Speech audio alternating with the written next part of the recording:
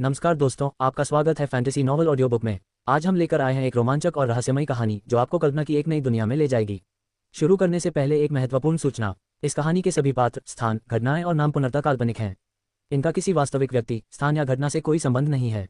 यदि कोई समानता पाई जाती है तो वह मात्र संयोग होगी। तो बिना किसी देरी के आइए शुरू करते हैं आज की शानदार कहानी। हवा में लेवल 5 की दरार क्यों है?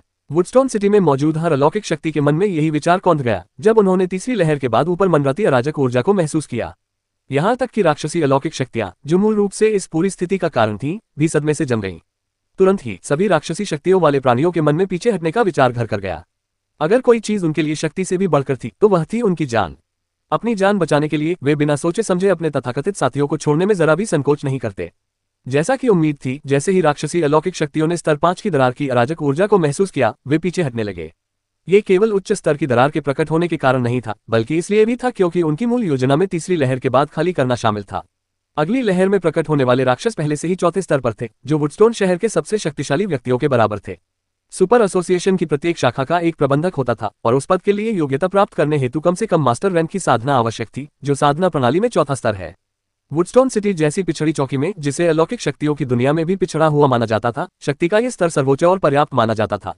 इसी वजह से शैतानी शक्तियों का मानना था कि चौथे स्तर की दरार शहर को तबाह करने या कम से कम उसके अधिकांश हिस्से को पनडुब्बी बनाने के लिए काफी होगी। योजना बहुत सोच समझकर बनाई गई थी। चौथे स्तर की दरार से पहले अराजकता फैलाना, जिसे भव्य समापन माना जा रहा था।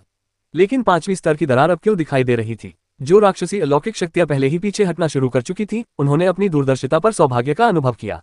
जहां तक उनके उन साथियों की बात है जो पांचवें स्तर की दरार के प्रकट होने के समय भी युद्ध में उलझे हुए थे, उन्हें कोई परवाह नहीं थी।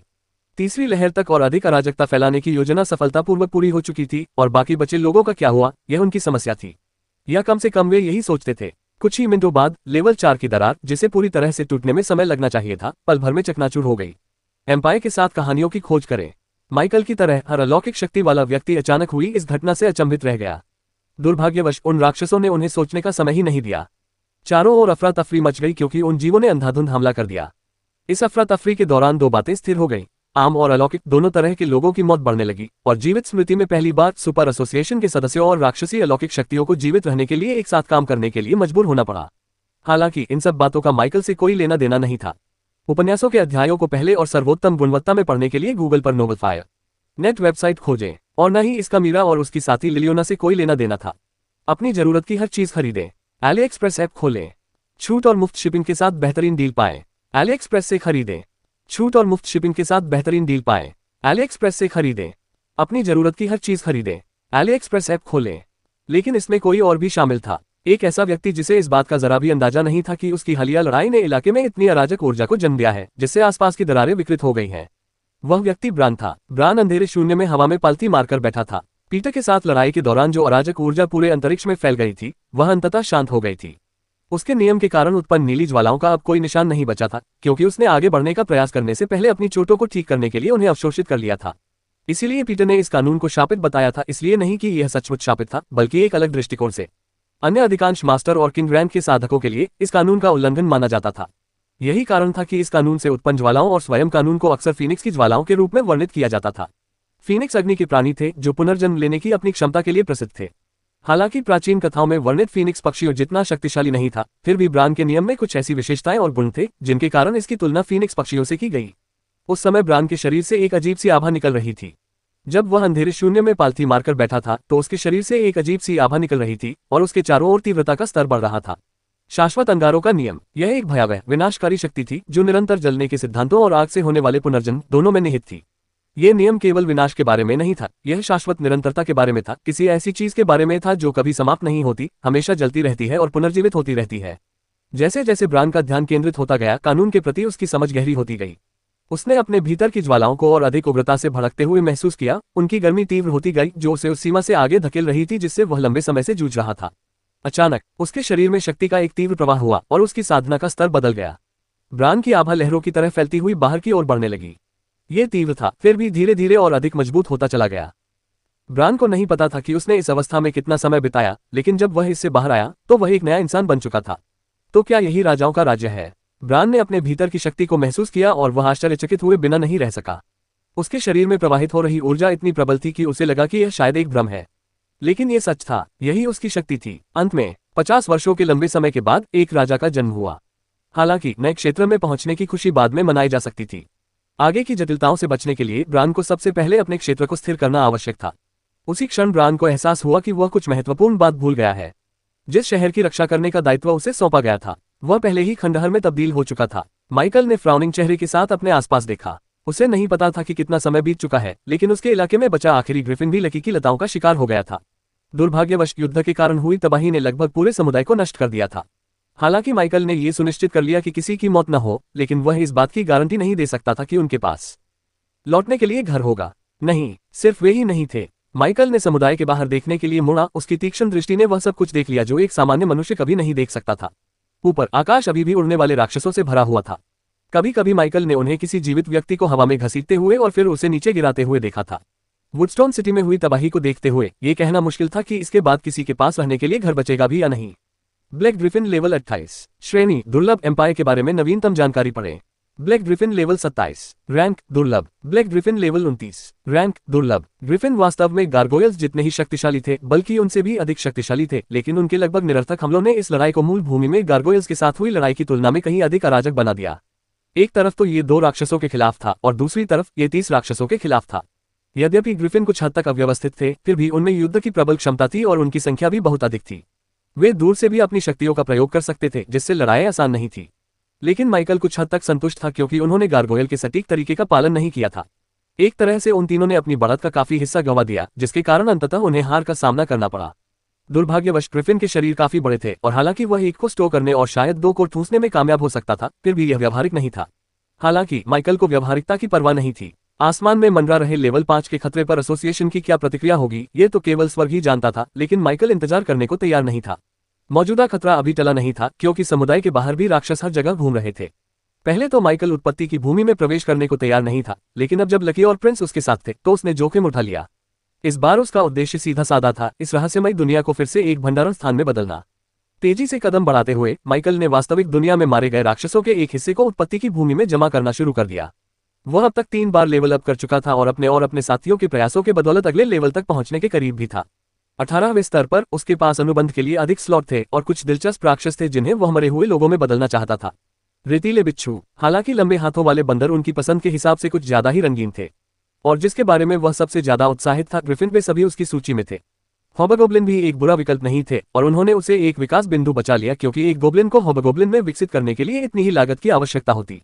ये सब उनके भविष्य के स्लॉट के लिए था। ग्रिफिन के लिए दुर्भाग्यवश उसे रैंक 2 के प्राणी से अनुबंध करने का मौका पाने के लिए भी अपनी बुद्धिमत्ता का स्तर बढ़ाना होगा। यह पहली बार होगा जब वह पारंपरिक नेक्रोमेंसरों की तरह किसी शक्तिशाली एंडेड से अनुबंध कर रहा होगा। अगर वह वास्तविक दुनिया की उलझन से बिना किसी परेशानी के बाहर निकलने में कामयाब हो जाता है, तो माइकल ने फैसला किया कि वह जिस भी ग्रिफिन को पुनर्जीवित करने में कामयाब होगा, उस पर अनडेड समनिंग का प्रयोग करने के बाद परिणाम चाहे जो भी हो, वह अपने विकास बिंदुओं का उपयोग करके उसे विकसित करेगा और देखेगा कि उसे कितनी शक्ति प्राप्त होती है। यह ध्यान रखना महत्वपूर्ण है कि यदि माइकल सफलतापूर्वक एक ग्रिफिन को पुनर्जीवित कर देता है, तो चूंकि यह एक दुर्लभ श्रेणी का प्राणी है, इसलिए इसे विकसित करने से यह 3 सितारा दुर्लभ श्रेणी के ग्रिफिन में बदल जाएगा, जो संभावित रूप से स्तर 42 तक पहुंच सकता है, जो कि तीसरी श्रेणी के करीब है। विकास से पहले एक एंडेड की ताकत ही विकास के बाद उसकी ताकत तय करेगी, इसलिए रैंक 2 पर मौजूद प्राणी के रूप में उसका विकास उसे और भी मजबूत बना देगा, लकी और प्रिंस से कहीं ज्यादा मजबूत। हालांकि फिलहाल उनके पास ध्यान देने के लिए अन्य चीजें थीं। अब क्या करूं? माइकल के चेहरे पर शिकन आ गई जब उसने उस किलेबंद इमारत को देखा जहां उसका परिवार ठहरा हुआ था। इससे पहले कि वह कोई फैसला ले पाता, उसकी जेब में मजबूती से रखा उसका फोन वाइब्रेट हुआ। बिना किसी झिझक के माइकल ने उसे बाहर निकाल लिया। नेटवर्क वापस आ गया है, उसने तुरंत सिग्नल मिलते ही बुदबुदाते हुए कहा। उसके मन में यह ख्याल आया कि क्या शैतानी शक्तियों का सफाया हो गया है, लेकिन जब उसने वह ईमेल पढ़ा जिसके कारण उसका फोन वाइब्रेट हुआ था, तो उसके चेहरे पर फ्राउन और संदेह के भाव आ गए। यह मूल रूप से वही संदेश था जो एसोसिएशन ने अराजकता से पहले भेजा था, लेकिन अब इसका लहजा बिल्कुल अलग था। अत्यावश्यक, शहर में राक्षस आ गए हैं, शैतानी ताकतें पीछे हट रही हैं, हर ताकतवर प्राणी को जनता की रक्षा करने का दायित्व सौंपा गया है। आदेश का उल्लंघन करने पर कड़ी सजा दी जाएगी। दोहराएं, वुडस्टोन सिटी में फेडरेशन से संबद्ध सभी ताकतवर प्राणियों को जनता को तत्काल खतरों से बचाना होगा। सार्वजनिक स्थानों पर क्षमताओं का स्वतंत्र उपयोग अनुमत है। अतिरिक्त बल जल्द ही पहुंचेंगे, अतिरिक्त बल जल्द ही पहुंचेंगे। अरोरा की इच्छा लाखों वर्षों तक जीवित रहे। माइकल को सबसे ज्यादा गुस्सा इस बात पर आता था कि उसे अब भी जनता की रक्षा करने का कर्तव्य सौंपा गया था, भले ही इससे उसकी जान को खतरा हो। सबसे बुरी बात क्या थी? अगर उसने फेडरेशन के आदेशों का पालन किया तो उसे पता था कि उसे अपने परिवार को पीछे छोड़ना पड़ सकता है। हालांकि एसोसिएशन का संदेश पूरी तरह से अप्रिय नहीं था। क्या शैतानी ताकतें पीछे हट रही हैं? माइकल इस कारण पर संक्षेप में विचार करने ही वाला था कि उसे आकाश में पड़ी दरारें याद आ गईं। बिल्कुल सही, कोई भी मरना नहीं चाहेगा। उन शैतानी शक्तियों के बारे में सोचकर कि वे इतना हंगामा मचाने के बाद भी आजाद घूम रहे हैं, माइकल का माथा और भी सिकुड़ गया, लेकिन वह उस पूरे समूह के बारे में कुछ नहीं कर सकता था। उसने झुंझलाहट में अपनी जीभ चटकाए। एक खबर से माइकल को थोड़ी राहत मिली, अतिरिक्त सैनिकों के आने का जिक्र। अगर कोई शक्तिशाली अलौकिक प्राणी यहाँ आ रहा था, चाहे वह किसी दूसरे शहर से ही क्यों न हो, माइकल को नहीं लगता था कि उन्हें पहुंचने में ज्यादा समय लगेगा। उम्मीद है वे जल्दी पहुंचेंगे और काफी मजबूत होंगे, उसने बुदबुदाते हुए कहा। माइकल ने अपनी निगाहें आसमान में दिख रही दरारों की ओर घुमाई और अपनी इंद्रियों को उन 3 लेवल 5 दरारों पर केंद्रित किया। हालांकि उसकी इंद्रियां अभी भी अनुभवहीन थीं, फिर भी वह समझ गया था कि ये दरारें कम से कम अगले 2 घंटों तक नहीं खुलेंगी, जब तक कि कोई अप्रत्याशित घटना न घट जाए। मैं एसोसिएशन के कहे अनुसार ही करूंगा, लेकिन अगर अगले 1 घंटे में स्थिति नहीं बदलती है। माइकल ने अपनी बात पूरी नहीं की, लेकिन उसके दिमाग में पहले से ही कई योजनाएं घूम रही थीं। एक बात तो वह निश्चित रूप से जानता था, फेडरेशन ने उसे इतना वफादार नहीं बनाया था कि वह उनके उद्देश्य के लिए अपनी जान कुर्बान कर दे। तारांकन तारांकन तारांकन तारांकन तारांकन। माइकल ने अपनी अगली चाल के बारे में एक पल के लिए गंभीरता से सोचा। बस्ती के बाहर राक्षसों की भीड़ को देखते हुए शिकार करने का निर्णय स्वाभाविक लगा। उनके लिए वे सभी अनुभव अंत थे जिन्हें हासिल किया जाना बाकी था। हालांकि उसे संदेह था कि वह आज रैंक 1 के अधिकतम स्तर तक पहुंच पाएगा, जब तक कि वह किसी तरह शहर के हर राक्षस को मार न डाले। माइकल ने सोचा कि आसपास के अधिकांश राक्षसों को मार गिराने से उसे कम 2 बार लेवल अप करने में मदद मिलेगी। इससे वह रैंक 1 के अधिकतम स्तर लेवल 25 से केवल 5 स्तर दूर रह जाएगा। हालांकि लेवल बढ़ाने के लिए आवश्यक अनुभव तेजी से बढ़ता गया, यहां तक कि उसने अपने वर्तमान लेवल तक पहुंचने के लिए जो कुल अनुभव अर्जित किया था उससे भी अधिक हो गया। फिर भी ये 10 लेवल पीछे रहने से बेहतर था। माइकल ने तुरंत फैसला कर लिया, मैं लकी को अपनी मां की रक्षा के लिए यहीं छोड़ देता हूं। प्रिंस और कुछ मरे हुए लोग गति और ताकत के लिए मेरे पीछे आएंगे, जबकि बाकी लोग लकी के साथ पीछे रहेंगे, उसने फैसला किया। चूंकि एसोसिएशन चाहती थी कि वह जनता की रक्षा करे, इसलिए वह ऐसा करेगा, लेकिन नायक बनकर या लोगों को बचाकर नहीं। इसके बजाय वह सड़कों से राक्षसों को साफ करेगा। अपने जीवन में पहली बार माइकल को वास्तव में कुछ ऐसा करने की तीव्र इच्छा महसूस हुई जिसे तकनीकी रूप से सामुदायिक सेवा कहा जा सकता है। जाने से पहले माइकल ने अपनी चाची को एक संदेश भेजा, क्योंकि उसे पता था कि नेटवर्क अभी भी चालू है। माइकल, संकट लगभग खत्म हो गया है, चिंता मत करो, सब ठीक है। अगर कुछ भी हो तो मुझे तुरंत फोन करना। संदेश भेजने के बाद उसने अपने फोन को वाइब्रेट मोड से ऑडिबल मोड में बदल दिया। उसके परिवार और उसकी सुरक्षा में मौजूद अन्य लोगों में से किसी को भी फिलहाल यह नहीं पता था कि उसके द्वारा उनके लिए बनाए गए किलेबंदी के बाहर क्या हो रहा था। हालांकि वह अंदर जाकर उन्हें जानकारी दे सकता था, लेकिन माइकल इतना आलसी था कि उसने ये सब करने की जहमत ही नहीं उठाई। अब फ्यूचर एड्स, उनके द्वारा बनाई गई सुरक्षा व्यवस्था के भीतर वे अधिक सुरक्षित थे और यही पर्याप्त था। गुंबद के अंदर मौजूद अलौकिक शक्तियों के बारे में माइकल को लगा कि वे इसकी सुरक्षा छोड़कर बाहर नहीं जाना चाहेंगे, इसलिए उसे उनकी कोई परवाह नहीं थी। उन्हें इस बात पर भी संदेह था कि इससे कोई परेशानी होगी।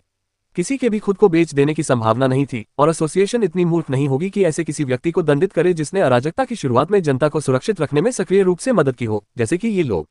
वे भी सजीव प्राणी थे, हालांकि उनमें अधिनायकों की तरह व्यवहार करने की प्रवृत्ति थी। माइकल का मानना था कि एसोसिएशन ये समझता था कि अलौकिक शक्तियां रखने वाले प्राणी भी भावनाओं वाले इंसान होते हैं। अगर आप उन्हें हद से ज्यादा परेशान करेंगे तो हो सकता है कि वे शैतानी ताकतों का साथ देने लगे। माय वर्चुअल लाइब्रेरी एम्पायर पर नवीनतम जानकारी पढ़ें। अंत में चीजें बिल्कुल वैसी ही थी जैसी माइकल ने उम्मीद की थी, और उससे भी कम जटिल जितनी उसने कल्पना की थी। एसोसिएशन जनता की सुरक्षा चाहती थी, लेकिन उसे यह उम्मीद नहीं थी कि अलौकिक शक्तियां इस उद्देश्य के लिए खुद को बलिदान कर देंगी। उनकी मूल आवश्यकता आदेश का अनुपालन करना था। वास्तव में कितनी जानें बचाई गईं, ये तो भाग्य पर छोड़ दिया गया था, जब तक पूरा शहर नष्ट न हो जाए। समुदाय से बाहर निकलने से पहले माइकल ने आखिरकार खुद को हथियारबंद कर लिया, जबकि अराजकता की शुरुआत में वह ऐसा करने में असमर्थ रहा था। लकी और प्रिंस की सुरक्षा में उसने अपने मरे हुए साथियों के लिए खरीदा हुआ अपने भले के साथ अपने नाप के अनुरूप कवच पहना हुआ था। हालांकि उन्नति के कारण माइकल में काफी बदलाव आए थे, लेकिन शारीरिक रूप से वह केवल थोड़ा लंबा हुआ और उसकी त्वचा का रंग थोड़ा हल्का हो गया। अपने साथी ऑर्क्स की तुलना में वह अभी भी छोटा दिखता था, लेकिन कवच उस पर ठीक से फिट बैठता था। माइकल ने थोड़ा इधर उधर हिलने डुलने की कोशिश की और इससे उसकी लचीलेपन पर कोई असर नहीं पड़ा। महान, माइकल एक बार फिर अपनी खरीदारी से खुश था। अब फ्यूचर एड्स। अंत में अंतिम चरण के रूप में माइकल ने इतने सारे लेवल अप के बाद अपनी स्थिति का जायजा लेने के लिए मुड़ा। उनके आंकड़े तो बढ़ गए थे, लेकिन इससे उन्हें कोई खास ताकत नहीं मिली। हालांकि कुल मिलाकर वह 16वें स्तर तक पहुंचने से पहले की तुलना में बेहतर था। इसके अलावा अपनी जाति और वर्ग के कारण उसके पास अब पहले से मौजूद 30 के साथ 18 और विशेषता अंक जुड़ गए थे, जिससे कुल अंक 48 हो गए। इतनी मात्रा किसी भी तरह से उसकी ताकत बढ़ाने के लिए काफी थी, लेकिन माइकल ने अभी तक इसे छुआ तक नहीं था। यदि किसी को आगे बढ़ने की संभावना नहीं थी तो एट्रीब्यूट पॉइंट्स को बचाकर रखना उचित था, क्योंकि यह पता नहीं होता था कि भविष्य में किस स्थिति में उन्हें किसी विशेष स्टेट में त्वरित वृद्धि की आवश्यकता हो सकती है। हालांकि ये राय केवल एक संकेत मात्र थी, क्योंकि कुछ अन्य जागृतिवादी भी थे जो अपने वैध कारणों से मानते थे कि विशेषता अंकों का तत्काल उपयोग करना बेहतर था। फिर एक तीसरा समूह था जिसे कोई फर्क नहीं पड़ता था और वे अपने एट्रीब्यूट पॉइंट्स का इस्तेमाल अपनी मर्जी से करते थे। माइकल को पता नहीं था कि वह किस समूह से संबंधित है और उसे इसकी ज्यादा परवाह भी नहीं थी। अंततः उसने अपने एट्रीब्यूट पॉइंट्स का इस्तेमाल अपनी इच्छानुसार किया, हालांकि वह इस बात से इनकार नहीं कर सकता था कि वह इनका उपयोग केवल तभी करना पसंद करता था जब उसे इसकी आवश्यकता महसूस होती थी। फिर उनके अनुबंध की स्लॉट की बात करें तो उसमें 6 स्लॉट की और वृद्धि हो गई थी। अपने अनुबंध में निर्धारित समय को देखकर माइकल को लगा कि यह बहुत कम है। हालांकि वह उन्हें नहीं जानता था, लेकिन वह वास्तव में उन लोगों से ईर्ष्या करता था जिनके पास अपनी मजबूत आत्मा के कारण हर स्तर पर 5 अनुबंध स्लॉट होते थे। शायद इन प्राणियों को भी बहुत सारे मरे हुए लोगों की आवश्यकता न हो, लेकिन माइकल के लिए उसके पास मौजूद मरे हुए लोगों की संख्या अन्य नेक्रोमेंसरों की तुलना में कहीं अधिक महत्वपूर्ण थी, जो अधिक लचीलेपन, समग्र युद्ध शक्ति आदि के लिए उनकी संख्या बढ़ाते थे। माइकल के लिए ऐसा इसलिए था क्योंकि प्रत्येक मरे हुए प्राणी का सिर उसे विकास के अंक प्रदान करता था। अगर शुरुआत से ही वह उन प्राणियों की तरह होता जिन्हें हर लेवल अप पर 5 कॉन्ट्रैक्ट स्लॉट मिलते, तो अब तक उसके पास कम से कम 90 कॉन्ट्रैक्ट स्लॉट होते, जिसका मतलब है कि उसे हर दिन कम से कम 90 दैनिक विकास अंक मिल रहे होते। इस समय उसे विकास अंक देने वाली वस्तुओं की तलाश में पैसा खर्च करने की भी आवश्यकता नहीं थी और वह केवल अपने दैनिक अंकों पर निर्भर रहकर उन्हें जमा कर सकता था। दुनिया में कहीं न कहीं कोई ऐसा खजाना जरूर होगा जो किसी व्यक्ति की आत्मा की प्रतिभा को बढ़ा सके। अगर मुझे वह मिल जाए तो। माइकल खुद को एक ऐसे भविष्य की कल्पना करने से नहीं रोक सका जहां उसकी मरे हुए सैनिकों की सेना पर फेंका गया एक पत्थर किसी असाधारण श्रेणी के प्राणी को लग सकता है। भविष्य को लेकर काफी उत्साह था। हालांकि माइकल के लिए वह भविष्य अभी बहुत दूर था, कम से कम वह भविष्य जहां वह असाधारण श्रेणी के बहुत सारे मरे हुए लोगों का नेतृत्व करता था, या फिर कोई और विचार जो उन्होंने कभी सोचा हो। अगर अन्य पेशेवर जैसे कि नेक्रोमेंसर कई प्रतिबंधों के साथ ही सही मरे हुओं को नियंत्रित कर सकते हैं, तो क्या इसका मतलब यह नहीं है कि वह भी संभावित रूप से किसी अन्य क्षेत्र में ऐसा कर सकता है? शायद बीस्ट टैमर्स की तरह जानवरों को पालतू बनाना भी संभव हो, हालांकि कुछ अतिरिक्त सीमाओं के साथ। माइकल को बीस्ट टैमर क्लास की सटीक कार्यप्रणाली का पता नहीं था, लेकिन वह जानता था कि यह भी एक अनुबंध स्लॉट प्रणाली पर निर्भर करता है। हालांकि इसमें नेक्रोमेंसर्स के लिए उपलब्ध स्लॉट की संख्या जितनी अधिक नहीं थी, लेकिन यह उसी तरह काम करता था। अगर वह किसी तरह से बीस्ट टैमर्स की तरह किसी जानवर को वश में करने की विधि हासिल कर ले, तो क्या इससे अंततः उसे एक ऐसे प्राणी को विकसित करने की अनुमति मिल जाएगी जो मरे हुए प्राणियों जैसा न हो? यह एक रोमांचक विचार था, लेकिन एक बार फिर ये वर्तमान माइकल की पहुंच से परे का भविष्य था। जो कुछ उसे करना था वह करने के बाद और लकी और अन्य मरे हुओं को एक सरल आदेश देने के बाद मूल रूप से अपने परिवार वाले अपार्टमेंट से बहुत दूर भटके बिना नजर आने वाले हर राक्षस को मार डालने का आदेश देने के बाद माइकल ने अपने समुदाय को छोड़ने की तैयारी की। माइकल ने अतिरिक्त सुरक्षा के तौर पर लकी को अपने अपार्टमेंट के आसपास तैनात कर रखा था। वह अपने साथ जो टीम लेकर गया था वह छोटी थी, जिसमें प्रिंस, लिली, एक मरे हुए हरे भेड़िए, एक नर ओर्क और एक महिला ओर्क जादूगरनी शामिल थी जो आग को भी नियंत्रित करती थी।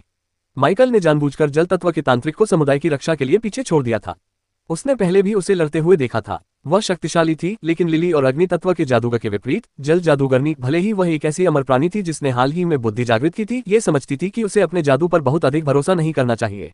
इसका मतलब यह नहीं था कि जल तत्व कमजोर था। नहीं, माइकल ने पहली बार जब उसने इसका इस्तेमाल किया था तब इसकी विनाशकारी क्षमता को देख लिया था। उसने पानी की एक विशाल बाढ़ पैदा कर दी थी, लेकिन इससे न केवल कोई खास नुकसान नहीं हुआ, बल्कि इसका असर आसपास के अन्य मरे हुए प्राणियों पर भी पड़ा। जब तक वह अपनी जल जादुई शक्ति का सही ढंग से उपयोग करना नहीं सीख जाती, तब तक उसकी क्षमताओं का पूरा उपयोग नहीं हो पाएगा। यही समस्या लिली और अग्नि तत्व के जादूगर के साथ भी हुई। माय वर्चुअल लाइब्रेरी एम्पायर पर नए रोमांच पड़े। हालांकि कम रेंज के साथ भी वे काफी नुकसान पहुंचा सकते हैं, लेकिन उनकी असली शक्ति तभी प्रकट होगी जब वे जादुई कौशल सीख सकेंगे और उनका उपयोग कर सकेंगे। दुर्भाग्यवश माइकल के अधीन सभी महिला तांत्रिक मूल रूप से कोरे कागज की तरह थी। उनकी एकमात्र क्षमता बुनियादी तत्वों पर नियंत्रण थी। माइकल को लगा कि जादुई शक्तियां हासिल करने के लिए उन्हें खुद ही सीखना होगा। हालांकि अवेकनर से जुड़े होने से उन्हें एक अनूठा लाभ मिला, लेवल अप करने की क्षमता।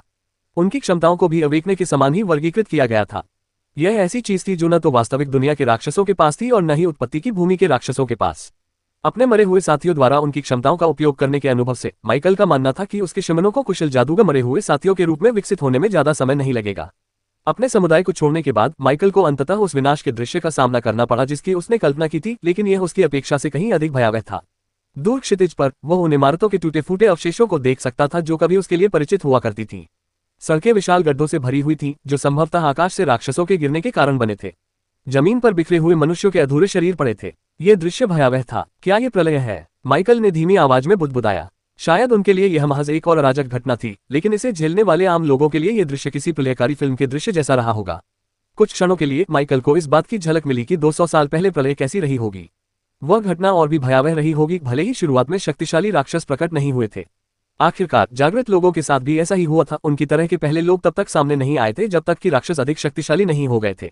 जिस खंडहर हो चुके वातावरण को वह अपना घर कहता था और चारों ओर बिखरे हुए क्षत विक्षत शवों के अलावा आसपास राक्षस भी घूम रहे थे। जैसे ही उन्होंने उसे देखा, वे बिना किसी झिझक के उसकी ओर दौड़ पड़े। माइकल को हिलने डुलने की भी जरूरत नहीं पड़ी। नर मरे हुए ओर्क ने अपना हथौड़ा उठाते हुए आगे कदम बढ़ाया और सबसे आगे वाले राक्षस पर एक विनाशकारी प्रहार किया। लंबे हाथों वाले बंदर के बचने की कोई उम्मीद नहीं थी, वह पल भर में नष्ट हो गया, उसका शरीर टुकड़ों में बिखर गया। पहले राक्षस के पीछे उसी तरह के और भी राक्षस आ रहे थे, लंबी भुजाओं वाले बंदरों का एक झुंड तेजी से दौड़ रहा था। माइकल को कोई आदेश जारी करने की आवश्यकता नहीं थी, उसके मरे हुए सैनिक अब भी उसके द्वारा दिए गए अंतिम आदेशों का पालन कर रहे थे, नजर आने वाले किसी भी राक्षस को मार गिराओ। और उन्होंने ठीक वैसा ही किया। उस मरे हुए और के हमले को संकेत मानते हुए बाकी मरे हुए लोग भी उसमें शामिल हो गए। माइकल और प्रिंस को छोड़कर बाकी सभी लोग आगे बढ़ गए। कुछ ही क्षणों में माइकल के सामने मौजूद राक्षस नष्ट हो गए। बाहर निकलो, माइकल ने आदेश दिया। राजकुमार के अलावा बाकी सभी मरे हुए प्राणी उसकी नजरों से ओझल हो गए। उन्होंने उनके संपर्क के माध्यम से उन्हें एक सरल निर्देश दिया था। इस बार मामला पहले जैसा ही था, लेकिन ज्यादा गंभीर था। मेरे स्थान से 300 मीटर के दायरे में मौजूद सभी राक्षसों को खत्म करें। यह माइकल का आदेश था। इससे माइकल को तेजी से अनुभव अंक अर्जित करने की सुविधा मिली, भले ही प्रत्येक हत्या से केवल थोड़ी मात्रा में ही अंक मिलते थे। यदि उसके मरे हुए साथियों के साथ उसका संपर्क दायरा लंबा होता, यहां तक कि साझा दृष्टि का उपयोग किए बिना भी, तो वह उन्हें और दूर भेज सकता था। अब प्रिंस, तुम्हारे पापा को उठाने का समय आ गया है, माइकल ने मुस्कुराते हुए कहा। आपको बस इतना करना है कि रास्ते में मिलने वाले हर राक्षस को पकड़कर मेरे पास रखना है ताकि मैं उन्हें मार सकूं। बिल्कुल वैसे ही जैसे हमने गोब्लिन की दुनिया में किया था, ठीक है राजकुमार? कोई जैसे जैसे माइकल अपनी ताकत बढ़ाने के लिए मरे हुए लोगों का सबसे कुशल तरीके से इस्तेमाल करता रहा, वैसे वैसे फेडरेशन, जो अब राक्षसी अलौकिक शक्तियों से निपटने से मुक्त हो चुका था, बर्बाद शहर में स्थिरता बहाल करने के लिए जुट गया। हालांकि वे केवल अपना सर्वश्रेष्ठ प्रदर्शन ही कर सकते थे। वुडस्टोन सिटी को भले ही पिछड़ा हुआ माना जाता था, फिर भी ये कम से कम 2 मिलियन की आबादी वाला एक बड़ा शहर था। राक्षसी अलौकिक शक्तियों ने पूरे शहर में दरारें फैला दी थीं, और अकेले सबसे कमजोर स्तर 1 की दरारों की संख्या ही सैकड़ों में थी। सुपर एसोसिएशन से जुड़े अलौकिक शक्तियों वाले लोगों ने राक्षसों को दबाने की पूरी कोशिश की, फिर भी उनमें से हजारों की संख्या में शहर भर में फैले रहे। स्थिति को और भी बदतर बनाने के लिए न केवल अलौकिक शक्तियों वाले प्राणियों की तुलना में राक्षसों की संख्या कहीं अधिक थी, बल्कि उनमें से कई राक्षस काफी अधिक शक्तिशाली भी थे। जब आसमान में पहली बार दरारें दिखाई दी, तो केवल आम जनता ही नहीं, बल्कि अन्य लोग भी चिंतित हो गए थे। सबसे ज्यादा चिंतित अलौकिक शक्तियों वाले लोग थे, खासकर वे जो दरारों से परिचित थे। इसके तुरंत बाद वुडस्टोन सिटी में सुपर एसोसिएशन की दोनों शाखाओं ने इस मामले पर चर्चा करने के लिए एक दूसरे से संपर्क किया। हालांकि जैसे ही इस बात की पुष्टि हुई कि यह स्थिति राक्षसी अलौकिक शक्तियों से जुड़ी हुई है, माइकल के प्रयासों के कारण, सिग्नल की कमी के कारण उनका संचार अचानक कट गया। माय वर्चुअल लाइब्रेरी एम्पायर में रोमांच खोजें। वर्तमान युग की उन्नत प्रौद्योगिकी को देखते हुए नेटवर्क सिग्नल का अचानक चले जाना समझ से परे था। हालांकि ये समझने के लिए किसी प्रतिभाशाली व्यक्ति की आवश्यकता नहीं थी कि क्या हो रहा था। यह स्थिति स्पष्ट रूप से राक्षसी अलौकिक शक्तियों द्वारा रची गई थी। जहां तक इस बात का सवाल है कि शैतानी अलौकिक शक्तियां सुपरहीरोज एसोसिएशन की बाहरी दुनिया से संवाद करने की क्षमता को क्यों खत्म करना चाहेंगी, तो इसका जवाब बेहद स्पष्ट था। आकाश में छाए अराजक ऊर्जा से यह स्पष्ट हो गया था कि वे शहर को अलग थलग करना चाहते थे। वुडस्टोन सिटी के 2 सबसे ताकतवर लोग, ब्रान के अलावा उन कुछ लेवल 4 दरारों को महसूस कर सकते थे, और उन्हें पता था कि यह ऐसा मामला नहीं है जिसे वे या उनकी शाखा अकेले संभाल सकें। उन्हें अतिरिक्त सैनिकों की आवश्यकता थी। दुर्भाग्यवश शैतानी अलौकिक शक्तियां ठीक यही रोकने के लिए दृढ़ संकल्पित थीं। मदद के लिए तकनीक पर भरोसा करने का कोई तरीका न होने के कारण 2 मास्टर रैंक के साधक, एक योद्धा और एक जादूगर, जिनमें से प्रत्येक के पास उड़ने की क्षमता है, शहर छोड़ने के लिए निकल पड़े। वे ज्यादा दूर नहीं जा पाए। उनके रास्ते में कई चौथे दर्जे के राक्षसी साधकों ने बाधा डाली। इसके बाद जो लड़ाई छिड़ी वह भयंकर थी, और यदि उनकी संस्था की शाखा के अन्य शक्तिशाली सदस्य समय पर उनकी सहायता के लिए न पहुंचते तो दोनों गुरु मारे जाते। इसके बावजूद ये स्पष्ट हो गया कि राक्षसी अलौकिक शक्तियां इस टकराव के लिए अच्छी तरह से तैयार थीं। Pub future ads. राक्षसी पक्ष से लगातार मिल रही अतिरिक्त सहायता ने उनके इरादे को साबित कर दिया। वे इस लड़ाई के लिए पूरी तरह से तैयार थे। वुडस्टोन सिटी में अगले सबसे शक्तिशाली व्यक्ति को बुलाने की बात करें तो ये स्पष्ट हो गया कि राक्षसी अलौकिक शक्तियों में सबसे शक्तिशाली व्यक्ति ने व्यक्तिगत रूप से लड़ाई में क्यों भाग नहीं लिया। वे शहर के सबसे मजबूत रक्षक को व्यस्त रखे हुए थे। असहाय होकर सुपर एसोसिएशन के पास लड़ने के अलावा कोई चारा नहीं था। अंततः लेवल 5 की दरार के प्रकट होने से युद्ध का रुख बदल गया। अपने लक्ष्य को पूरा करने के बाद राक्षसी अलौकिक शक्तियां पीछे हटने लगीं। लेकिन जैसे ही अलौकिक शक्तियों वाले प्राणियों ने सोचा कि यह कठिन परीक्षा समाप्त हो गई है, आकाश में उड़ने वाले ग्रिफिन के मन में कुछ और ही विचार थे। ये पंख वाले जीव किसी को भी इतनी आसानी से भागने नहीं देने वाले थे, और एक और युद्ध छिड़ गया, इस बार मनुष्यों और राक्षसों के बीच, न कि मनुष्यों और राक्षसी साधकों के बीच।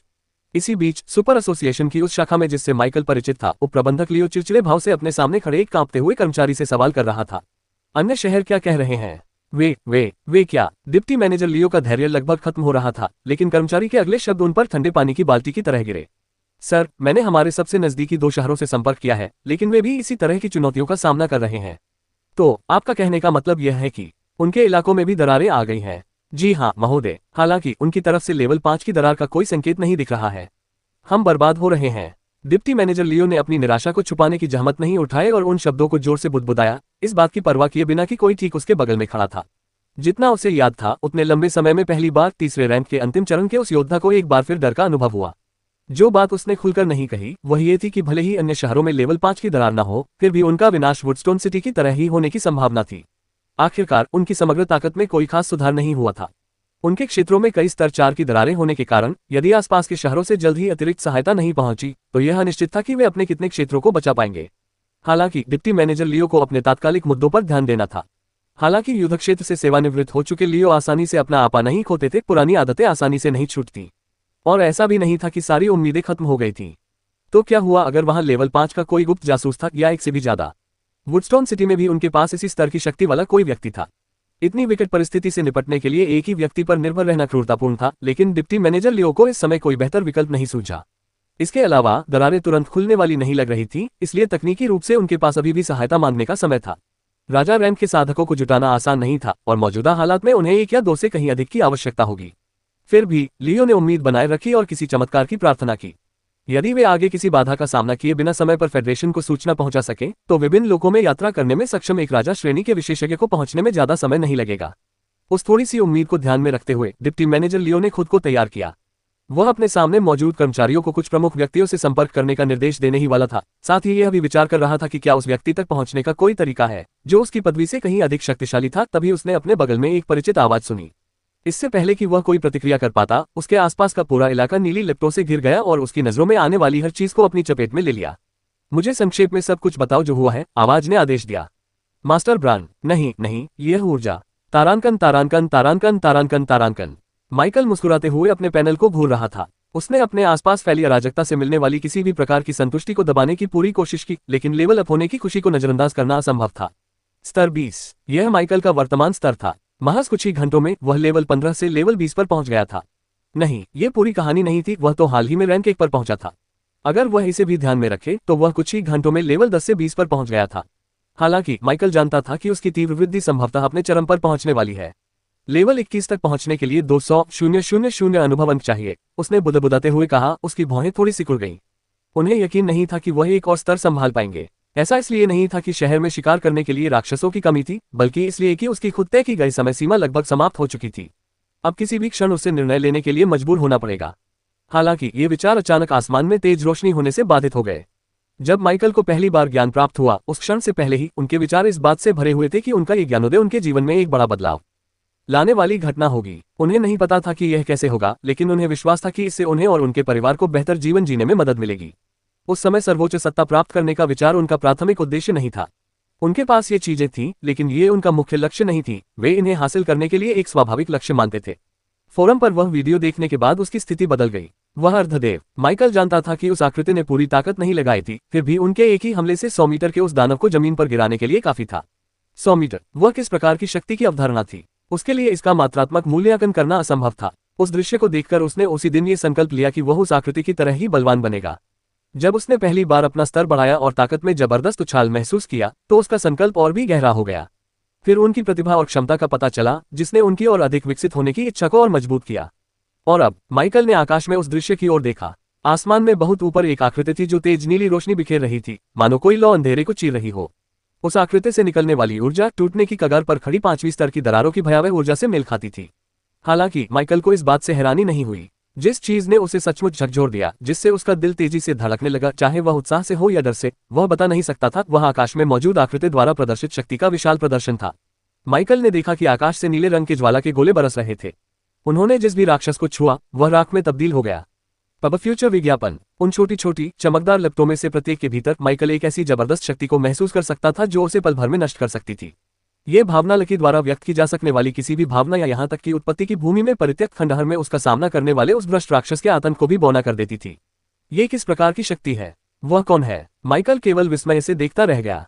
दुर्भाग्यवश उस आकृति से निकलने वाली तेज रोशनी और उनके बीच की अत्यधिक दूरी के कारण ये पहचानना असंभव हो गया कि वे कौन थे।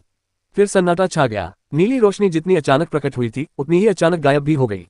उस आकृति के चले जाने के बाद हवा द्वारा बिखेरी गई हर राक्षस की राख ही बची थी। अपने जीवन में पहली बार माइकल ने एक ऐसी शक्ति का अनुभव किया था जो पूरे शहरों को नष्ट करने में सक्षम थी। पहली बार उसे सचमुच तुच्छता का एहसास हुआ। जब वह वहां स्तब्ध खड़ा था, तभी उसके फोन की रिंगटोन ने उसे झकझोरकर वास्तविकता में वापस ला दिया। थोड़ा अचंभित होकर माइकल ने अपने सदमे से उबरकर अपना फोन उठाया तो उसमें एसोसिएशन का एक संदेश मिला। राजा रैंक के विशेषज्ञ की शीघ्र सहायता मिलने से शहर में तत्काल खतरा टल गया है। हालांकि अभी भी कुछ राक्षसों के होने की संभावना है। अलौकिक शक्तियों से आग्रह है कि वे सतर्क रहें और किसी भी खतरे को खत्म करें। कृपया उन राक्षसी अलौकिक शक्तियों से भी सावधान रहें जो राजा रैंक के विशेषज्ञ के हमले से बच गई हो। जनता की रक्षा करें और निश्चिंत रहें, अतिरिक्त सहायता जल्द ही आ रही है। क्या वह राजा श्रेणी का साधक था? माइकल ने जोर से कहा। वह अभी भी जो कुछ उसने देखा था उससे सदमे में था। कितना मजबूत, उसने धीरे से कहा। एक जागृत व्यक्ति के रूप में माइकल ने अपने जैसे लोगों की क्षमता को समझा। प्रथम रैंक पर अपने चरम के करीब पहुंचकर माइकल का मानना था कि वह पहले से ही अधिकांश कमांडर रैंक के कल्टीवेटरों के बराबर पहुंच सकता है। जरा सोचिए, एक रैंक एक अवेकनर एक रैंक 3 कल्टीवेटर के बराबर हो। दोनों रास्तों के बीच का अंतर स्पष्ट था। एकमात्र पद जो उसे वर्तमान में अपनी पहुंच से बाहर लगता था वह चौथे रैंक के मास्टर रैंक कल्टीवेटर का पद था। हालांकि उन्हें विश्वास था कि अवेकनर के रूप में रैंक 2 पर पहुंचने के बाद यह स्थिति बदल जाएगी। फिर भी उसके मन में कहीं न कहीं ये धारणा थी कि एक बार जब वह द्वितीय श्रेणी के शिखर पर पहुंच जाएगा तो राजा श्रेणी के साधक से निपटना असंभव नहीं होगा। अब उसे एहसास हुआ कि बार बार खुद को सावधान रहने की चेतावनी देने के बावजूद वह कितना घमंडी हो गया था। उसे नहीं पता था कि रैंक 2 पर पहुंचने से उसे केवल महत्वपूर्ण स्टेट बूस्ट से ज्यादा कुछ मिलेगा या नहीं, लेकिन अगर यह रैंक 1 तक पहुंचने की उसकी पिछली सफलता के समान ही पैटर्न का अनुसरण करता है तो वह समझ सकता है कि राजा रैंक के कल्टीवेटर्स को रैंक 3 के अवेकने के बराबर क्यों माना जाता है। पल भर में शहरों को तबाह करने की शक्ति। माइकल रैंक 2 पर रहते हुए खुद को ऐसा करते हुए कल्पना भी नहीं कर सकता था। अपनी वर्तमान स्थिति में वह अकेले ही एक शहर को नष्ट कर सकता था, लेकिन केवल तभी जब उसके पास समय हो और अन्य अलौकिक शक्तियों द्वारा उसे बाधित न किया जाए। फिर भी आकाश में मौजूद उस आकृति ने पलक झपकते ही रैंक 1 से रैंक 4 तक के कई जीवों का सफाया कर दिया, साथ ही आम मनुष्यों और इमारतों को कोई नुकसान नहीं पहुंचाया। और वे स्पष्ट रूप से अपनी शक्ति को छिपा रहे थे। यह उन रिपोर्टों से स्पष्ट था जिनमें भटकते हुए राक्षसों और राक्षसी अलौकिक शक्तियों के अभी भी छिपे होने की संभावना जताई गई थी। माइकल ये भी जानता था कि उसकी अपनी ऊर्जा कितनी अशुभ थी। अगर वह शख्स सिर्फ उनकी ऊर्जा के आधार पर राक्षसी प्राणियों को निशाना बनाता तो वह अब तक मर चुका होता। यहाँ तक कि उसके कुछ मरे हुए प्राणी भी अपनी भयानक उपस्थिति और उनसे निकलने वाली मृत्यु ऊर्जा के बावजूद अछूते रहे। ये स्पष्ट था कि यह आंकड़ा पूरी ताकत से काम नहीं कर रहा था।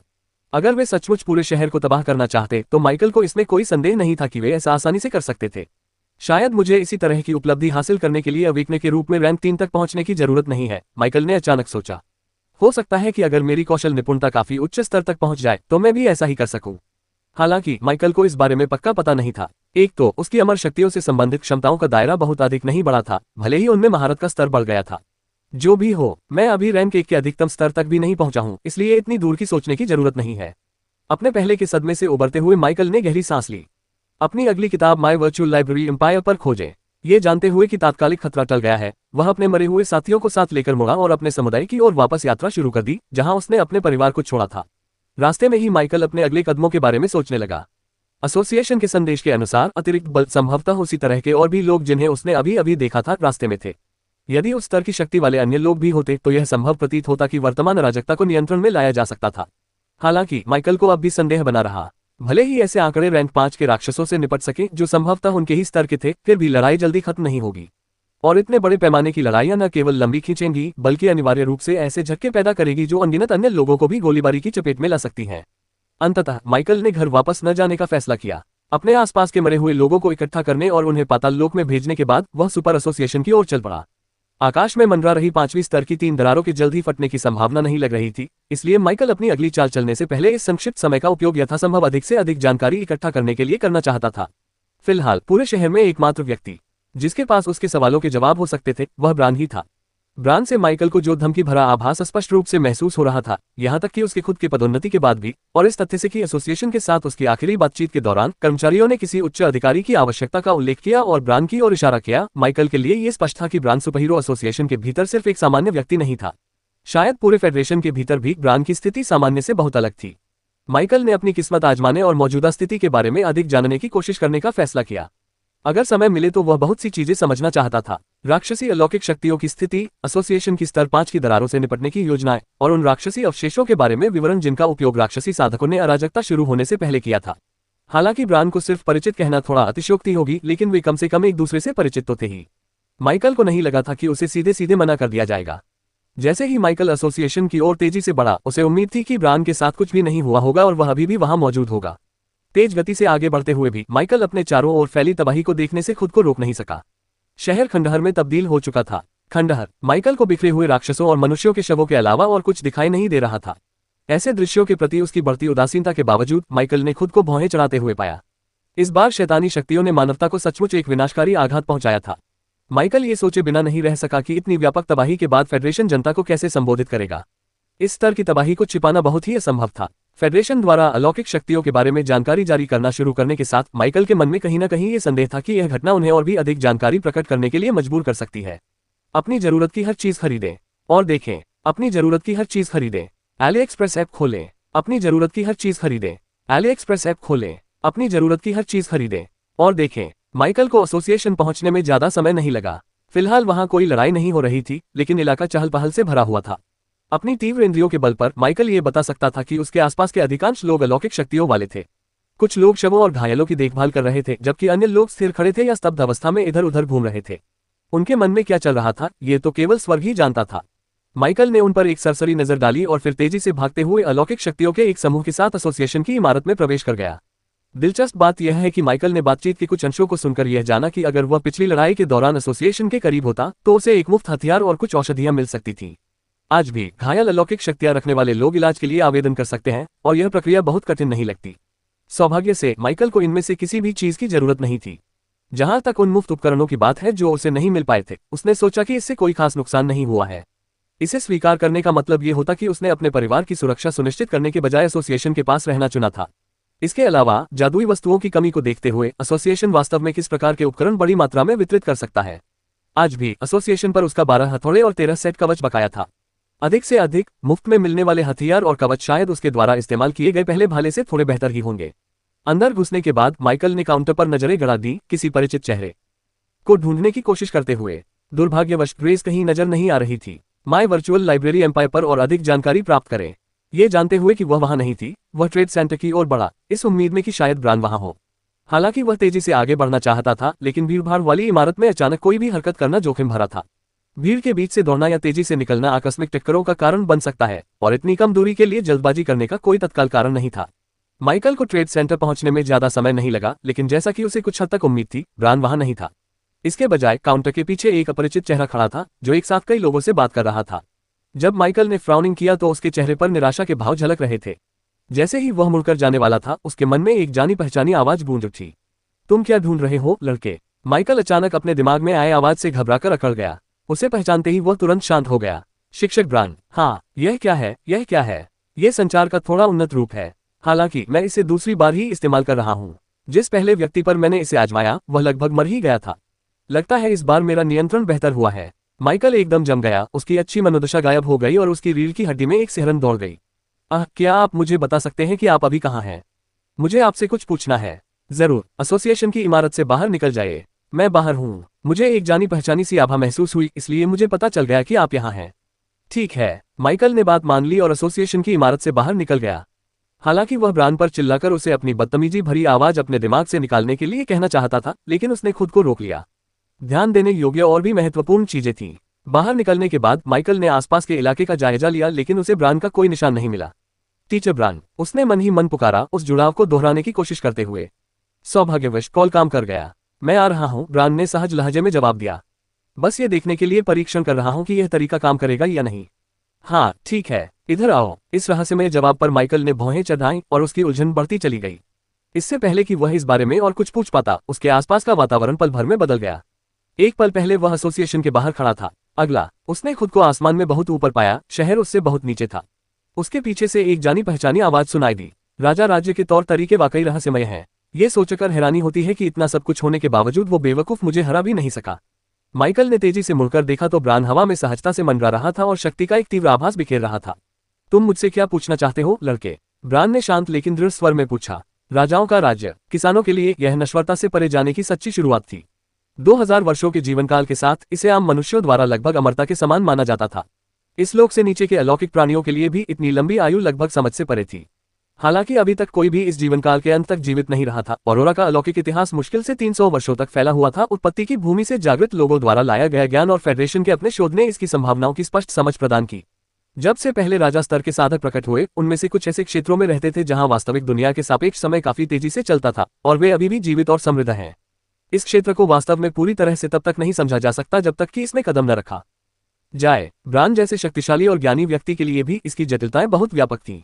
एक दुर्लभ साधक होने के नाते, जो किसी नियम को समझने में सक्षम था, और वह भी कोई साधारण नियम नहीं बल्कि एक शक्तिशाली नियम, और साथ ही उसका अच्छी तरह से उपयोग करने में सक्षम होने के कारण ब्रान हमेशा से ही सबसे अलग था। अपने पदभार ग्रहण करने से पहले वह कानून का प्रयोग उस दक्षता के साथ कर सकता था जो उससे एक पद ऊपर के लोगों के बराबर थी। लेकिन अंततः ऊपर चढ़ने पर अंतर आश्चर्यजनक था। सबसे तात्कालिक और महत्वपूर्ण बदलाव वह ऊर्जा थी जो उनके द्वारा बोए गए नियम के बीच से उत्पन्न होने लगी थी। यह कोई जादुई शक्ति नहीं थी, यह उससे कहीं अधिक शक्तिशाली चीज थी। ऊर्जा कानून, संसार का मूल तत्व। कम से कम ब्रान को तो ऐसा ही महसूस हुआ। राजा के राज्य में पहुंचने से पहले ब्रान ने अपनी जीवन शक्ति और माना से अपने कानून को बल दिया था।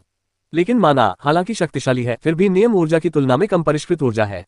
इसी वजह से उसकी ज्वालाएं भयानक होने के बावजूद वास्तविक 5वें रैंक के साधकों द्वारा बुझाई या रोकी जा सकती थी। उनकी श्रेष्ठता उनके कानूनों की मजबूती में नहीं थी, बल्कि उस उच्च स्तर में थी जिस पर वे कानून लागू होते थे। इस कमी के बावजूद भी ब्रान हमेशा से ही असाधारण था। कानून पर उसकी पकड़ और महारत उसे दूसरों से अलग बनाती थी।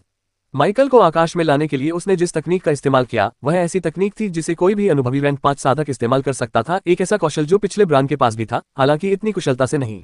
शून्य नोड्स के माध्यम से परिवहन। शून्य नोड अंतरिक्ष में स्वाभाविक रूप से पाए जाने वाले बिंदु हैं जो भौतिक दुनिया को शून्य के रूप में जाने जाने वाले विशाल अलौकिक आयाम से जोड़ते हैं। शून्य एक असीम अराजक विस्तार है जो विभिन्न लोकों और आयामों के बीच मौजूद है, जो अपार ऊर्जा से भरा है लेकिन साथ ही साथ अत्यधिक खतरे से भी। शून्य नोड प्रवेश द्वार या केंद्र बिंदु के रूप में कार्य करते हैं जहां भौतिक जगत और शून्य के बीच की सीमा पतली होती है। वॉइड नोड्स वह प्रवेश द्वार भी था जिसका उपयोग शून्य में प्रवेश करने के लिए किया जाता था।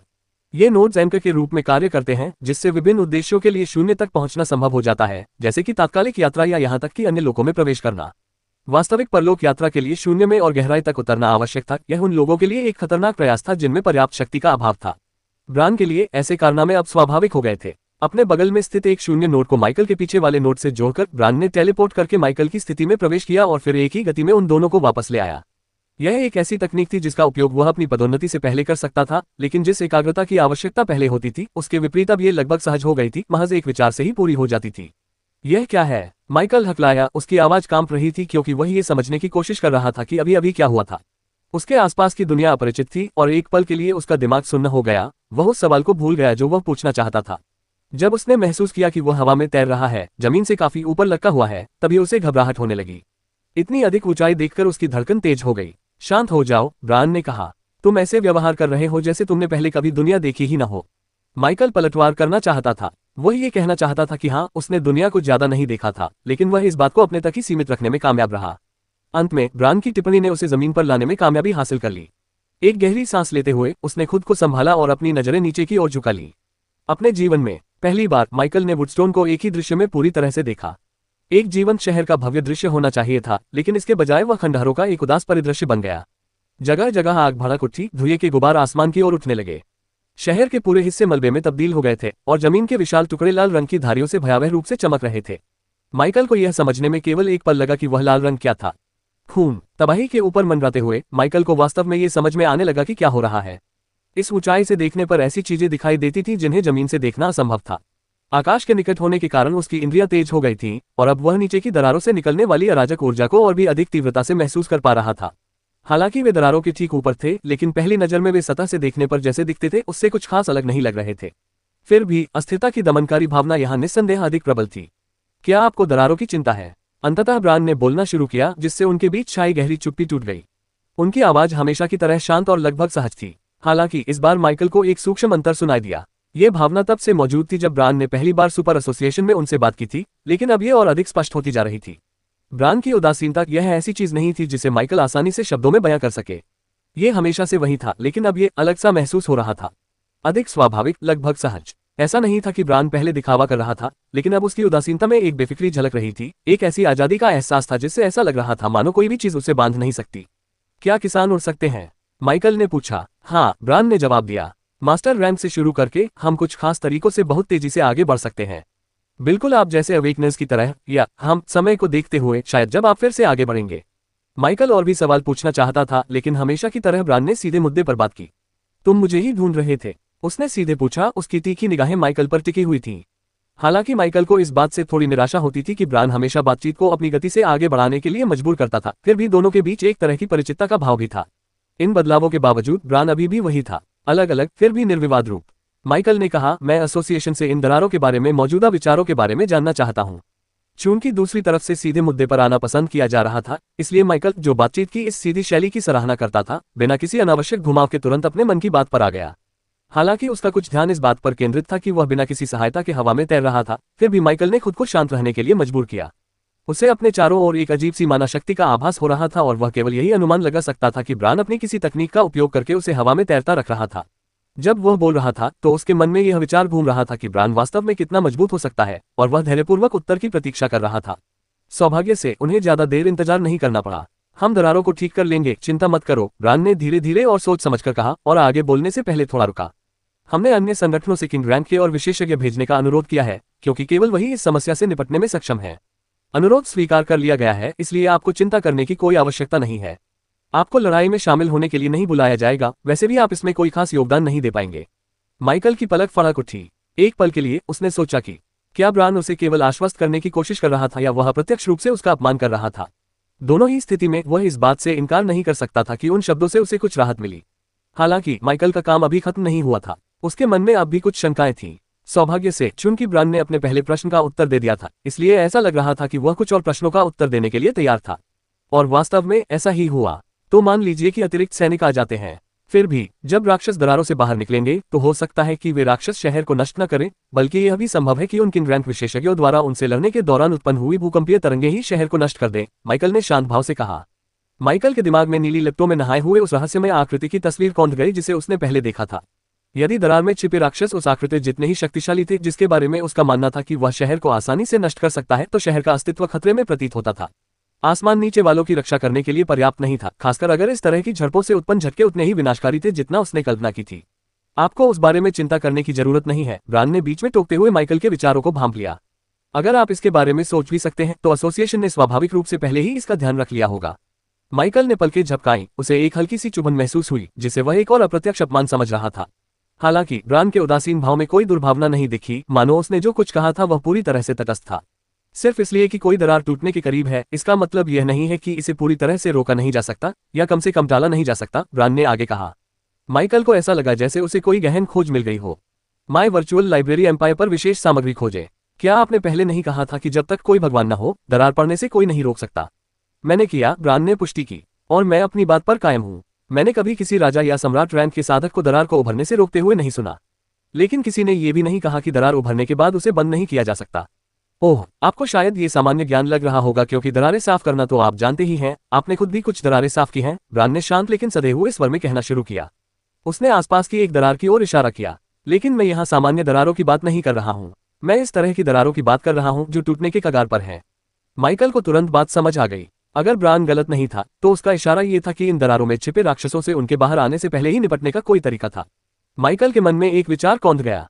अगर दरारें टूटने के कगार पर भी हों तब भी उनमें प्रवेश किया जा सकता है, माइकल ने अनुमान लगाया।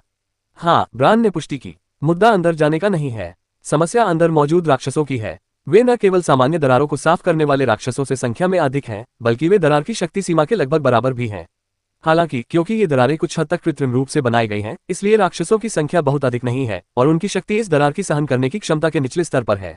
ये स्पष्टीकरण सुनकर माइकल को आखिरकार सारी बातें समझ में आ गईं। ब्रान को और कुछ कहने की जरूरत नहीं थी, वह एसोसिएशन की योजना को समझ गया था। शहर को होने वाले नुकसान को कम करते हुए अंदरूनी तौर पर दरारों से निपटना। थोड़ा सहज महसूस करते हुए माइकल ने अपना ध्यान एक और जिज्ञासा की ओर मोड़ा। वह हिचकिचाया, उसे समझ नहीं आ रहा था कि उसे बोलना चाहिए या नहीं, लेकिन ब्रान की निगाहों के सामने आकर आखिरकार उसने बोल ही दिया। तुम्हारे चेहरे पर जो निशान था वो गायब हो गया है। और सिर्फ इतना ही नहीं, माइकल ने ब्रान के अब एकदम काले हो चुके बालों और उसकी युवा उपस्थिति पर एक नजर डालते हुए अपनी बात अधूरी छोड़ दी। वह पूछना चाहता था कि ब्रान ने अपने बाल कब रंगे थे या वह इतना छोटा क्यों लग रहा था। दुर्भाग्यवश उन्हें यह मौका नहीं मिला। ठीक है, अब तुम्हारे जाने का समय हो गया है, ब्रान ने अचानक उसे रोकते हुए कहा। कुछ बूढ़े लोग पहले ही आ रहे हैं। बुजुर्ग लोग, आपका क्या मतलब है? माइकल अपना वाक्य पूरा कर पाता उससे पहले ही उसने खुद को एक अंधेरी गली में खड़ा पाया। ब्रान का कहीं कोई अता पता नहीं था। वह वाकई में अपने ही तरीके से काम करता है ना? माइकल ने बुदबुदाते हुए कहा। माइकल ने ब्रान के बारे में एक और बात भी देखी थी। ब्रान की वह खतरनाक छवि जो हमेशा से उसके व्यक्तित्व को प्रभावित करती रही थी, मानो गायब हो गई थी। हवा में वापस आने पर ब्रान के सामने एक पुरुष और एक महिला प्रकट हुए। दोनों की उम्र 30 के आसपास लग रही थी, लेकिन जो भी उन्हें जानता था उसे पता था कि इन दोनों का अतीत सदियों पुराना है। औरोरा में 200 साल से अधिक उम्र का होना जरूरी नहीं था कि किसी व्यक्ति ने अंधकार युग की शुरुआत देखी हो। नहीं, ब्रह्मांड में कुछ ऐसे स्थान भी थे जहां समय तेजी से चलता था। उदाहरण के तौर पर दो लोगों के बीच के शून्य को ले। सबसे खराब स्थिति में औरोरा में एक दिन शून्य में यात्रा कर रहे एक शक्तिशाली साधक के लिए 30 वर्षों के बराबर हो सकता है। जैसा कि माइकल और अन्य लोगों ने सोचा था, यदि कोई शक्तिशाली व्यक्ति वुडस्टोन सिटी में अतिरिक्त सहायता के लिए आना चाहता है, तो इसमें ज्यादा समय नहीं लगेगा, भले ही वह सैकड़ों मील दूर हो। असली मुद्दा यह था कि क्या अतिरिक्त सहायता पहुंचने से पहले स्थिति इतनी बिगड़ जाएगी कि उसे बचाना असंभव हो जाएगा। वुडस्टोन सिटी के लिए सौभाग्यवश या शायद दुर्भाग्यवश उनकी गंभीर स्थिति को देखते हुए उन्हें जिन अतिरिक्त सैनिकों की आवश्यकता थी वे किंगरैंड के कल्टीवेटर थे। शून्य नोड स्थापित होने के साथ ही इन महानतम प्राणियों को फेडरेशन द्वारा भेजे गए आह्वान पर त्वरित प्रतिक्रिया मिली। उनमें से सबसे दूर रहने वालों को भी पहुंचने में कुछ ही मिनट लगे। पहले 2 राजा रैंक के साधकों के प्रकट होते ही कुछ ही क्षणों में 10 और साधक उनके साथ शामिल हो गए और ब्रान और पहले वाले दोनों साधकों को घेर लिया। कुछ क्षणों के लिए उनके आसपास का अंतरिक्ष कांप उठा क्योंकि भयानक आभाएं आपस में टकराईं और अपनी तीव्रता से वातावरण को विकृत कर दिया। 13 आकृतियों में से केवल ब्रान ही सामान्य प्रतीत होता था। राजा रैंक के साथी साधकों के रूप में वे उसके भीतर निहित अपार शक्ति को महसूस कर सकते थे, एक ऐसी शक्ति जो उसके विनम्र बाहरी रूप के नीचे छिपी हुई थी। हालांकि माइकल जैसे उससे कमजोर लोगों के लिए इसका पता लगाना असंभव था। इसका कारण यह नहीं था कि ब्रान कमजोर हो गया था, नहीं, बात इसके बिल्कुल उलट थी। ब्रान की ताकत उस स्तर तक पहुंच चुकी थी जो माइकल की समझ से परे थी और अब उसे इसका कोई अंदाजा ही नहीं था। माइकल ने खुद को इस भ्रम में नहीं डाला कि वह अधिक मजबूत हो गया है या ब्रान के खतरे की कमी उनके संबंधों में बदलाव का संकेत देती है। वह जानता था कि अराजकता शुरू होने के समय से अब तक उसमें कोई खास बदलाव नहीं आया था। ब्रान ने पहले भी उसे बड़ी आसानी से रोक दिया था और यह मानने का कोई कारण नहीं था कि अब स्थिति बदल गई है। लेकिन अब ब्रान का व्यक्तित्व केवल डरावना ही नहीं था बल्कि अथाह था। धीरे धीरे अवेकने के रूप में माइकल की अवचेतन श्रेष्ठता की भावना टूटने लगी। उन्हें एहसास हुआ कि कल्टीवेटर्स के बारे में उन्हें बहुत कुछ नहीं पता था। वे बेहद शक्तिशाली थे। हालांकि अवेकने के रूप में उनका आत्मविश्वास बरकरार रहा। माइकल को यह स्वीकार करना पड़ा कि कल्टीवेटर्स एक ऐसी ताकत थे जिनसे मुकाबला करना आसान नहीं था। जहां तक ब्रान की बात है, माइकल के मन में एक बढ़ता हुआ संदेह घर कर गया था, एक ऐसा विचार जिसे वह पूरी तरह से स्वीकार करने की हिम्मत नहीं करता था लेकिन खारिज भी नहीं कर सकता था। ब्रान का बदला हुआ रूप, शक्ति प्रदर्शन का उनका विचित्र तरीका। माइकल के मन में यह सवाल उठने लगा कि क्या ब्रान ही वह व्यक्ति था जिसने शहर में फैली अराजकता को दबाने के लिए नीली लपटें बरसाई थी। किसी कारणवश माइकल को लगा कि उसका अनुमान सच्चाई से ज्यादा दूर नहीं था। पब फ्यूचर एड्स, सच कहें तो हालांकि खेतीबाड़ी के प्रति उनमें उदासीनता थी, फिर भी कभी कभी यह विचार उन्हें आकर्षित करता था। दुर्भाग्यवश साधना से उसकी क्षमताओं में केवल धीरे धीरे ही वृद्धि हो सकती थी और यह एक दीर्घकालिक निवेश था। असीमित ज्ञानोदयकर्ता होने के कारण माइकल अब जीवन के बीज को प्रज्वलित नहीं कर सकता था जो साधना के लिए एक पूर्वापेक्षा है। वह इसके बारे में कुछ नहीं कर सकता था। वह जन्मजात प्रतिभाशाली नहीं था। अगर वह ऐसा होता तो शायद वह अपने स्कूली दिनों के दौरान ब्रान जैसा होता, एक प्रतिभाशाली छात्र जिसने जागृति से पहले ही जीवन का बीज प्रज्वलित कर दिया था, जिसके कारण वह दूसरी श्रेणी की प्रतिभा को जगाने में कामयाब रहा। कई राजा रैंक के साधकों ने ब्रान को निगाहों से देखा, उसकी उपस्थिति को देखकर और उसकी आभा को महसूस करके प्रत्येक के मन में मिले जुले विचार थे। कुछ लोग उत्सुक थे, कुछ लोगों ने भौहें चढ़ाई, कुछ लोग तटस्थ रहे, पागल phoenix, my virtual library empire के साथ अपडेट रहे। यहाँ तक कि सम्राटों ने भी उनके बारे में सुना था। इसका एक कारण यह था कि इनमें से कुछ सम्राट पिछली शताब्दी के दौरान एक ही पीढ़ी के थे। बधाई हो मैड फीनिक्स। अंततः भीड़ में से किसी ने बोलना शुरू किया। वह एक बुजुर्ग व्यक्ति थे, उनकी आवाज में पहचान का भाव झलक रहा था। ब्रान ने उसे तुरंत पहचान लिया। क्वाइट ब्लेड, फेडरेशन के सबसे कुख्यात हत्यारों में से एक।